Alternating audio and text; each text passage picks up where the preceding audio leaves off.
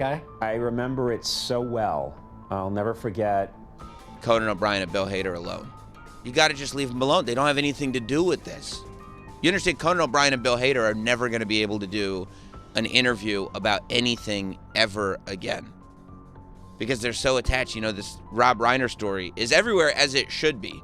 You know, just horrible, horrible story of Rob Reiner and his wife getting murdered in their home. My parents passed. Well, first let me just say the timeline, because I have it here. I wrote it down last year because the timeline was so good. Yeah. And so I hear that your dad passes away, and I text you that day or the next day, and I said, hey, listen, I'm sorry to hear about your dad's passing, sending love from our family to yours. And you wrote, updates in the Nick Reiner case that involves the Conan O'Brien holiday party before the deaths of his parents. Josh Boswell, senior reporter, 1 minute on the clock. What's going on? All right, so this is the night before the murders, Saturday night. Conan O'Brien had his Christmas party. Rob Reiner, his wife Michelle, and Nick Reiner were there. There was a fight between them, a really flaming argument. What was meant to be a glittering Hollywood holiday party has since taken on a chilling significance as new details continue to emerge about the final public appearance of legendary filmmaker Rob Reiner and his wife Michelle, just hours before they were found dead in their Los Angeles home. According to accounts from multiple media outlets and partygoers who later spoke to investigators and journalists, warning signs were visible that night, particularly involving the couple's troubled son, Nick Reiner, whose behavior reportedly alarmed guests and sparked a tense confrontation with his father at comedian Conan O'Brien's Christmas gathering. The party took place on the evening of December 13th at O'Brien's Los Angeles residence, a private event attended by a mix of comedians, actors, writers, and longtime friends. For most of the night, the atmosphere was described as warm, social, and celebratory, the kind of relaxed Hollywood gathering where people drift between conversations, share drinks, and laugh about old memories. But several guests later said the mood shifted noticeably once Nick Reiner arrived with his parents. This is like a trade. This isn't even the Post. This is a trade. Conan O'Brien threw a holiday party to forget a bad year. Then Nick Reiner arrived. Why are you putting so much meaning on this stuff? I'm going to take a wild guess here, okay? It's not the first time Conan O'Brien has thrown a holiday party. I don't know. I didn't hear from any Ratfink plus ones. But I'm going to guess maybe it's not the first time. Like, yeah, Conan O'Brien did not have a great year. I thought he had a great year. Well, unfortunately, his parents passed away at the hands of Jason Bateman. I forgot about Bateman. Yeah, Bateman got him. Yep. This from a friend who lives in the community. I heard that the son, Nick, went into his parents' house, stabbed both mom and dad, and that the daughter, I guess, lives on the property or at the house or in the back house, and that she found them, and that the mom was still alive, and apparently she called the ambulance and went in the ambulance with her mother. Michelle died in the ambulance, but had enough time to tell her daughter that it was Nick, their son, who stabbed them. And that's why they figured it out so quickly, and he's in custody. According to people there. But what I was told is that also someone was so worried at this fight, they wanted to call the police. And Conan O'Brien stepped in and said, no, I don't want the cops getting involved. I don't want them coming to my home. This was a really interesting twist in what we've been told about the party, because if cops had got involved at that point, who knows what might have happened. According to police, what happened next was that they went home and Nick slashed the throats of his two parents. And what do we know about Nick's state of mind during that time? So there is reporting coming out that he was being treated for schizophrenia with meds that was taking him out of his head, which is a concerning allegation. All right, thank you, Josh. Make sure to read the rest of this reporting at dailymail.com. According to those accounts, Nick, 32, appeared restless and agitated almost from the start. He reportedly moved abruptly between groups, interrupted conversations, and spoke in ways that made some people uncomfortable. While not violent or overtly threatening, his presence stood out enough that guests quietly began exchanging looks, sensing that something was not right.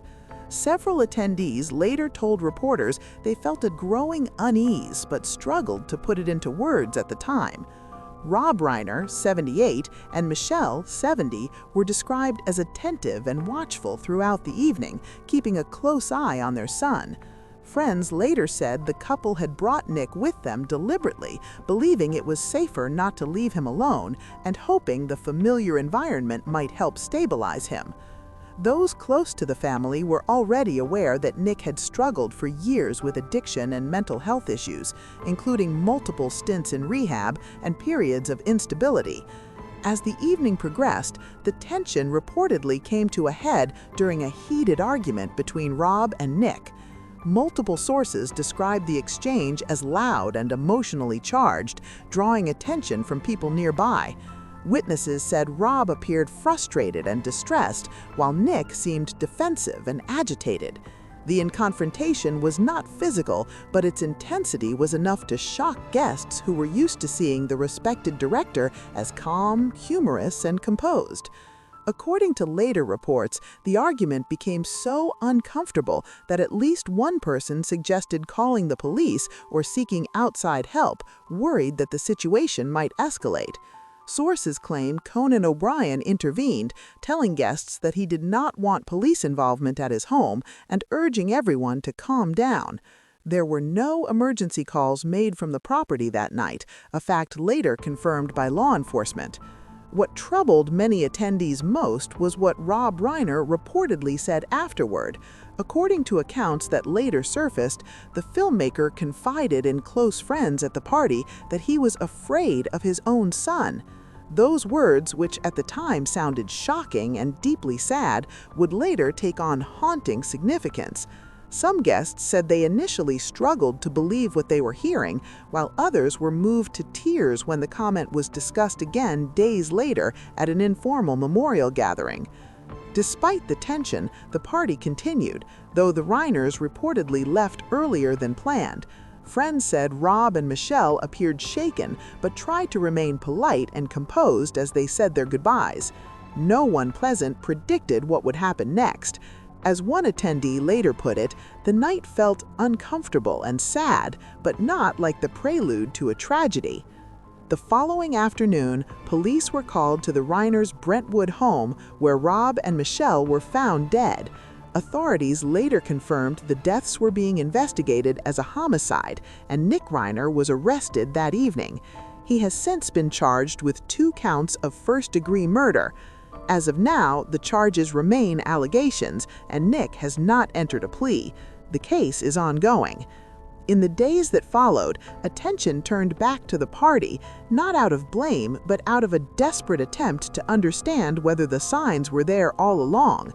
Many guests reportedly replayed the night in their minds, questioning whether more could have been done or whether anyone could realistically have foreseen the outcome. Several sources stressed that hindsight makes events appear clearer than they felt in the moment. Conan O'Brien himself has not publicly commented in detail on the situation. He was later seen attending public events, smiling and posing for photos, though sources close to him suggested he was deeply devastated by the news. Friends described him deeply shaken, struggling with the knowledge that the last time he saw Rob Reiner alive was during such a painful family moment. For those who knew the Reiners well, the tragedy has highlighted the quiet reality of dealing with severe mental health and addiction struggles behind closed doors.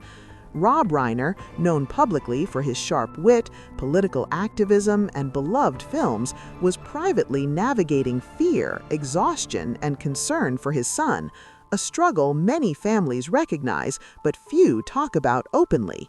Friends of the couple later said Rob and Michelle had spent years trying to help Nick, funding treatment programs, offering housing and emotional support, and refusing to give up on him despite repeated setbacks.